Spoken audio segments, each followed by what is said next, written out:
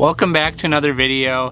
In this one, we're gonna be hopping in Joel Nelson's boat, and he's gonna demonstrate a tactic that he uses all the time to put a bunch of panfish in the boat, and that is jig trolling. So without further ado, let's jump right in. There's a nice one. Tell you, it's really nice to be able to sit from the control center and catch fish. And one of my favorite ways to do it is jig trolling. And all we do is we basically set up a line that we want to troll, typically along a weed line, wherever we've got fish working. In this instance, it's about 13 to 15 feet of water.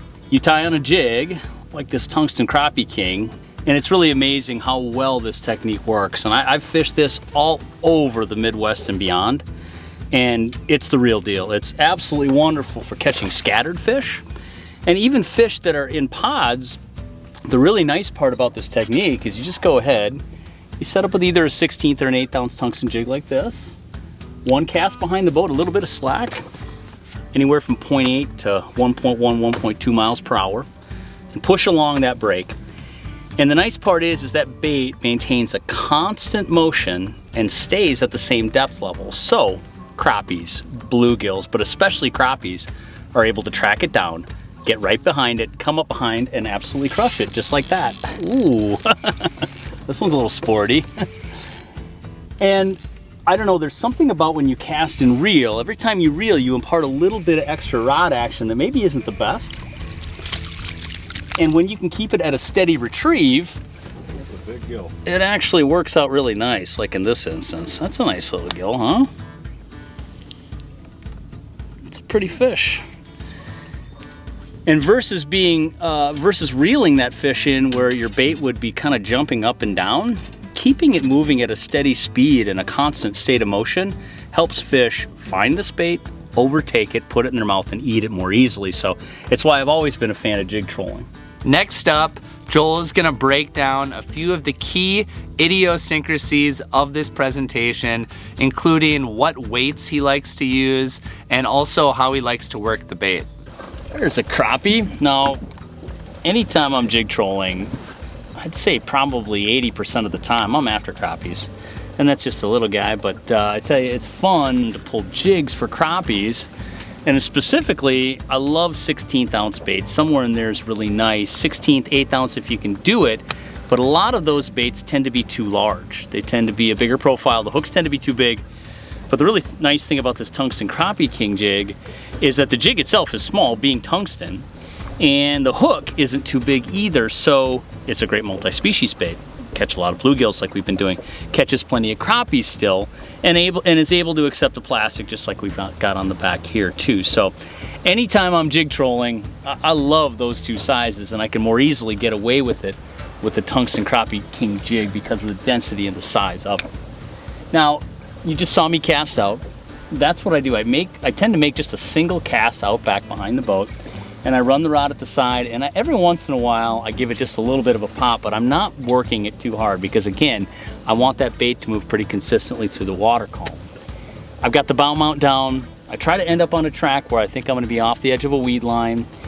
In the summer, especially towards evening, you can catch these fish over 30 feet of water. It's really common for these fish to come out of the weeds, school up, out away from the weed line, work bait up towards the surface. And that's where it's really nice to have these baits pulled over the tops of their head. If I'm fishing in situations where bluegills are really common, I just need to make sure to check my plastics more often, because a lot of times bluegills will come up and nip the bait on the back end, and now you're trolling without a plastic anymore. But pure crappie situations are really nice because typically they'll just inhale that jig all the way. You don't have to worry as much about losing your plastic. And it's a really great way to catch a lot of crappies. You don't miss very many, to be honest, because they just come up and absolutely just lunchbox that bait. All right, now Joel is gonna share exactly which baits he's been using for this presentation this past season. And he's also gonna address the topic of whether or not you need bait or will artificials be just fine for this presentation. So the kind I'm pulling right now is just the tungsten crappie king. It's a plain jig. It does not have anything else on it. It doesn't come with the plastic. You really get to pick and choose what plastic you want to rig on it. But there's also a version with hair, and that's really nice because there's certain times, especially towards the end of the season in fall, I like to go a little bit bigger with my bait profiles. This makes it just look like a larger minnow, which is much more common during that time of year. after there's been a whole growing season for those young of the year minnows. So it's a really great way to make the profile bigger, add a little bit more color and contrast, especially in turbid water. So that gives you that nice option to do.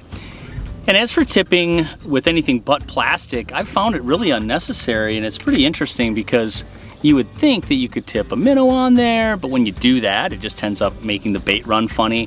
You can put a piece of crawler or a leech on there, but it tends to create more hassle than it's worth, because especially for crappies, they'll just come up and eat it and engulf it anyway. They're not sampling, they're not tasting, they're not nipping at the bait trying to steal it off.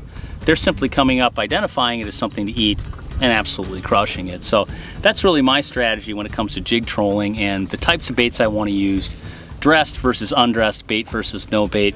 Big fan of plain plastics or just the hair. They all work really well. All right, well, that's about all we got for you in this video.